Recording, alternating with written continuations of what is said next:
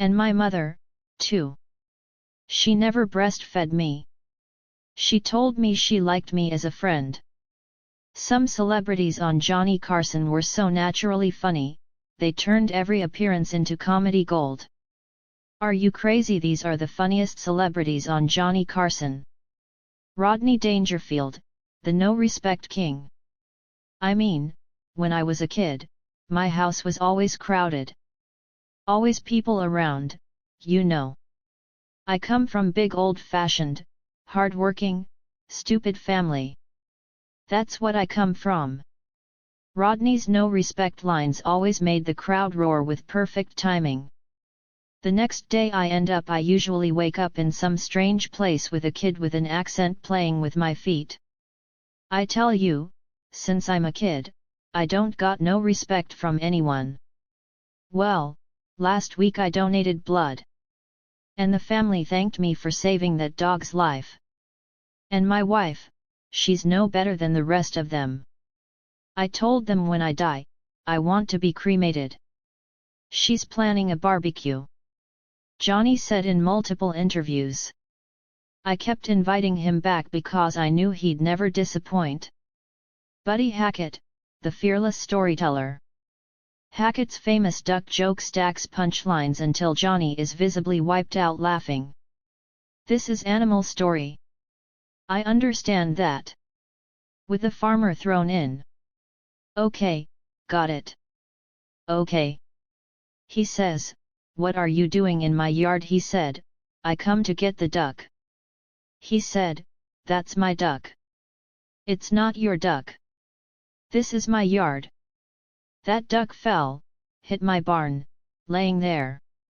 He says, "Yes, but that's not your duck. I shot the duck. I've been out hunting for a couple days." Says, "Give me a break. You know, I'm from the city." "You're from the city. However, I'll give you a chance at the duck. We can settle this country style." "Country style?" he says. "Yeah, how do you settle country style is how I kick you in the groin and then you kick me in the groin and we take turns kicking each other in the groin. Who's ever left keeps the duck." The guy said, "Well, if that's what I got to do." The farmer says, "I go first." And he hauls off and the guy go. About half hour has passed and he says to the farmer, "Well, I guess it's my turn." And the farmer says, "You could have the duck." Carson told friends, "Buddy makes me react like a regular guy, not a host in control." Dom DeLuise, the lovable chaos. Are you crazy? Dom's egg trick starts going wrong, but he commits so hard it becomes funnier precisely because it's failing. Johnny reportedly said, "Dom's joy is so unguarded it makes the entire studio loosen up with him." Betty White, the calm animal wrangler. Well, there are certain people you feel have an affinity for. That's nice. Old broads are the best, don't you think? Now, I didn't say that. The baby elephant uses its trunk around Johnny, forcing him to react physically while Betty stays relaxed. Don't do is roughhouse with an elephant. Sure. Tell her to go to hell. Carson joked to his staff. Betty makes me the straight man in a nature sketch I didn't sign up for. Don Rickles, the classic roaster. This is a beautiful outfit. Billy Bob Jack coming out of shoot and ride him, Billy Bob. Jewish people, we don't go to rodeos. We just sit at home and go. Rickles roasts Johnny as a rhinestone cowboy, locking onto one ridiculous label and hammering it relentlessly. He kept running up and down the hall with his helmet going, "Isn't there a war, lonely guy? Lonely guy? I'll be off in a minute, Rob." Johnny told his producers, "Rickles controls the room and I can only survive by laughing along and firing back." Robin Leach, the Champagne Dreams narrator. Leach shows up speaking like every sentence is the opening narration of a luxury special with his champagne wishes and caviar dreams tone. His over-formal persona becomes the punchline when Johnny treats it like it's ridiculous. Carson's needling works so well because Leach can't stop performing himself. The more Johnny mocks the fancy wording, the more the audience laughs. Leach is iconic because the seriousness never drops, creating perfect contrast with everyday late night. The audience enjoys watching Carson deflate the pretension. Leach's sincerity makes the parody land even harder. Muhammad Ali, the charismatic performer, like a ventriloquist. I was wired up for about 4 weeks. It was supposed to be about 5, but I healed faster than ordinary fellow. Yet, Ali doesn't just answer questions. He performs, turning the couch into a mini show with rhymes and boasts. He riffs on money and fighters going broke, spinning it into confident, comedic one-liners that land like punchlines. The crowd reacts to his charisma before the joke even fully arrives, like he's headlining without trying. For nobody but to know it but me. No. Well, I didn't want to be personal. You answer just what you want to answer. So Ali pivots instantly, taking a normal prompt and converting it into a memorable line with perfect timing. Carson laughs because Ali's presence naturally takes over the room while still feeling playful. The segment works because the audience watches a legend entertain on pure instinct. Ali's confidence makes every interview feel like an event. Burt Reynolds, the shaving cream fighter. Burt and Johnny end up in a full-on shaving cream fight that turns the set into a prank zone, breaking the talk show format completely. Reynolds had movie star confidence, but never acted precious about it, so he'd happily get childish for a laugh. The physical comedy makes Carson look like he's losing control in the best way. Burt commits to the bit like it's a buddy comedy scene, not a polite interview. The audience loves it because it feels unscripted and slightly dangerous for live TV. Reynolds clearly has as much fun as the crowd, making the chaos contagious. The whipped cream chaos becomes legendary because it's so unexpected. Johnny's suits got destroyed, but he didn't care because the laughs were worth it. Burt's willingness to get messy separated him from uptight movie stars. The fight escalated beyond what producers expected, creating genuine surprise. Carson's laughter during the mess was completely authentic. Reynolds proved that A-list stars could still be playful and fun. See, once you start squeezing them, this is what very bad. If you stop touching yourself, you won't. Well, you certainly arrived on a wonderful night. Yes, it was. It was a good night. The segment showed Carson at his loosest, most willing to abandon format. Burt's energy made Johnny feel like he was hanging with a buddy, not interviewing. The shaving cream war became one of tonight's show's most replayed moments. Producers learned that Reynolds' segments needed extra cleanup time. The friendship between Burt and Johnny was visible in how far they'd push bits. Reynolds returned dozens of times, always ready to create chaos. Carson trusted Burt enough to let him hijack segments completely. The dynamic proved chemistry mattered more than structure. Burt's Tonight Show appearances helped define his lovable troublemaker persona. Arnold Schwarzenegger, the accent comedian. Can I have this autographed? You certainly can. We just took your body and I pasted my head on your body. Silly. Even the head looks out of proportion, doesn't it? Arnold's larger-than-life presence and unmistakable accent added comedy without him even trying to be funny. Even straightforward movie promotion talk turns funny because his confidence is so huge it feels like a character. 4, 5 inches on the top. I mean, you can really switch the whole thing around within a short period of time. It's incredible. It's really encouraging to see. It's fun to work to move it around in different places. Redistribution of wealth. That's what it is. just working on the underprivilege. The contrast is perfect because the serious bodybuilder action star shows up, then laughs at himself and plays along. Arnold leans into the persona rather than fighting it, which makes the audience relax and laugh with him being healthy and all that, and so that's why I wrote this other book now, which is for women, because I felt that there are so many women out there that are out of shape, and I have done seminars for instance for the last 4 or 5 years. Is that for out of shape women or for seminars? No.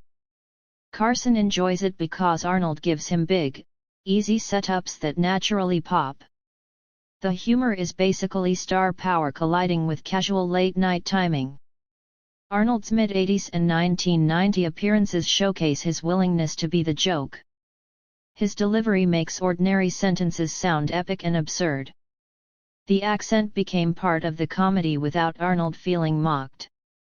Carson found ways to highlight Arnold's uniqueness without cruelty. Arnold's self-awareness made him a perfect talk show guest. He understood that playing up the bodybuilder image created laughs. Carson could joke about muscles and accents knowing Arnold would laugh along. The segments worked because Arnold never took himself too seriously. His confidence allowed jokes that would offend less secure stars, and you really have to be very careful when you promote a book like this how you promote it. And I thought that by promoting it by taking off my shirt and flexing would get the wrong message across, because I did not want to show people how to get a Mr. Universe for sick. Arnold's appearances proved action stars could be funny without doing stand-up. The chemistry worked because both men understood the game. Arnold promoted movies while giving Carson easy comedy material. The audience loved watching this Austrian giant charm his way through interviews. Arnold's laugh was infectious, making the whole studio feel lighter. Carson appreciated guests who understood how to play the format. Arnold's willingness to be teased made him a recurring favorite. The segments proved comedy doesn't require perfect English, only perfect timing. Arnold's Tonight Show appearances helped humanize his intimidating image. Carson's comfort with Arnold showed in how freely they joked together. Suzanne Summers, the laid-back storyteller. I mean, the poetry. Well, I did it for the money, That's nice and honest. That's nice and honest for a change. No great love. I wanted a buck. Wouldn't that be refreshing if they said, "Why'd you make this movie? We wanted to make a buck." Summers tells her discovered story almost immediately, describing how she was discovered 1 week after moving to Hollywood with upbeat, surprised energy. Well, this girl that don't give me one of those things, Rex. Like, I don't get around. Rex goes the clutch. I'll see it. She mixes bubbly confidence with personal storytelling that feels light, fast, and made for TV. Summers comes off like a sitcom character in real life, and Carson can just nudge the story and let her charm do the rest. Did you take those trails? It's really humiliating, too, with the hair pieces and you come up and they're to the side and you're kind of straight. It's not classy when you fall off. It's not. It really is not. We haven't met. That's true. But I saw you that day. Yes, you were sitting. She keeps the tone playful and flirty without it feeling forced. So, the couch stays lively. Carson laughs because she's quick, responsive, and clearly comfortable playing to the room. The segment works because she turns her own life into an easy, likable punchline. Summers mastered the art of self-deprecating glamour, making her relatable. Her Three's Company fame gave her instant audience recognition. Carson enjoyed how she could shift from silly to sincere seamlessly. Summers brought energy that matched Carson's preferred pace.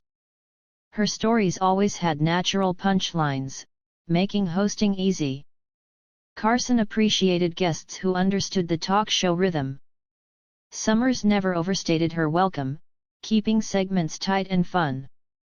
Her personality made every appearance feel fresh even when promoting. The audience connected with her girl next door becomes star narrative. Carson's comfort with Summers showed in their easy banter. She proved sitcom stars could transition to talk shows naturally. Summers understood how to give Carson setups without being obvious. Her laugh was genuine, making the whole exchange feel authentic. Carson booked her repeatedly knowing she'd deliver reliable entertainment.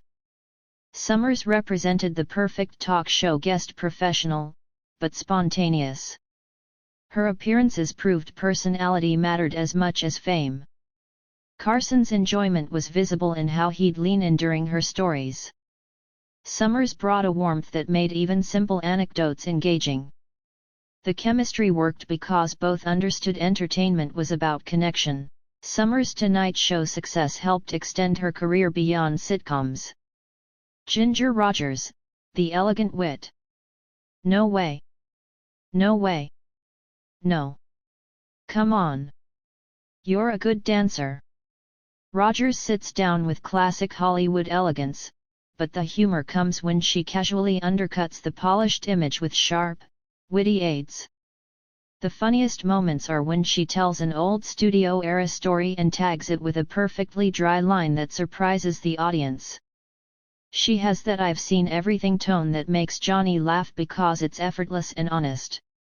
I did not look like that a moment ago for some reason. Did you have to have top hat? You have to have white tie and tails really to do that? Now, was that from the one you were talking about? No. That's from the crowd responds because it's rare to see a glamorous icon be genuinely funny without trying. Carson leans in like he's listening to a friend, not interviewing a star. With Ginger, the comedy is sophistication mixed with zero need for approval. Rogers brings decades of Hollywood history, making every anecdote feel important. Her timing is impeccable from years of musical comedy performances. Carson appreciates how she can shift from glamorous to funny instantly.